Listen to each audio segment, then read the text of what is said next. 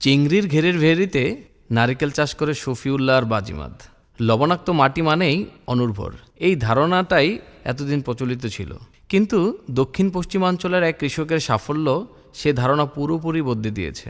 সাতক্ষীরার কালীগঞ্জ উপজেলার কালিয়াপুর গ্রাম পাশ দিয়ে বয়ে চলেছে লবণাক্ত পানির গলগেশিয়া নদী। এই নদীর জোয়ার ভাটার পানিতেই দীর্ঘদিন ধরে চিংড়ি ও লবণাক্ত পানির মাছ চাষ করে সফল হয়েছেন কৃষক শফিউল্লাহ গাজী। তবে তার চিংড়ি ঘেরের পাড়গুলো অনাবাদি পড়ে থাকায় ভিন্ন এক চিন্তা আসে তার মাথায়। 4 বছর আগে ভিয়েতনামি ও কেরালা জাতের 35টি খাটো নারিকেল চারা সংগ্রহ করে 1 একর মাছের ঘেরের পাড়ে সারিবদ্ধভাবে রোপণ করেন। তিনি নিয়মিত পরিচর্যা আর যত্নে মাত্র 3 বছরের মধ্যেই 28টি গাছে ধরেছে থোকায় থোকায় নারিকেল। বর্তমানে প্রতিটি গাছে প্রায় 60 থেকে 70টি করে নারিকেল ঝুলছে, আর গাছগুলো পরিপক্ক হলে প্রতি গাছে 200 থেকে 300টি নারিকেল পাওয়ার আশা করছেন শফিউল্লাহ। অল্প সময়ে এমন সাফল্যে দারুণ উচ্ছ্বসিত তিনি।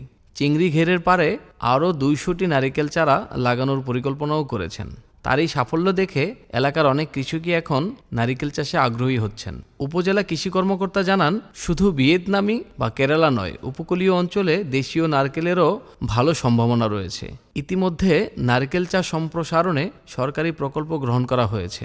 চিংড়ি উৎপাদনের বাইরে যেখানে অন্য ফসল চাষ ছিল কল্পনা অতীত, সেখানে শফিউল্লাহর এই উদ্যোগ বদলে দিচ্ছে দক্ষিণ পশ্চিমাঞ্চলের কৃষি ও অর্থনীতির চিত্র।